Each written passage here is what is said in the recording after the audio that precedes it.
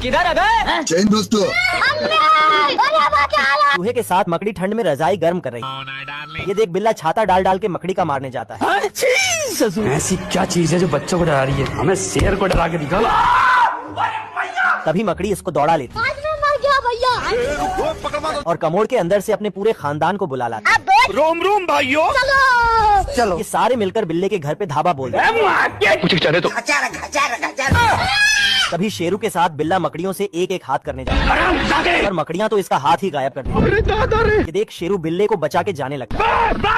तभी सारी मकड़ियां मिलकर इन दोनों को अपनी जाल में लपेट लेती हैं। आजा। इतने में चूहे के अंदर दुर्गेश नाई का भूत आ जाता है दुर्गेश नाई और ये अपने उस्तरे से दोनों की काट के बचा लेता है। बच गया साला। तभी मकड़ी अपने पंटर लोग को बुला लेती है हाँ भाई सुन, सामान लेके पहुँच और बंदे लोग को भी कॉल कर दे और इनके घर पे हमला कर देती है।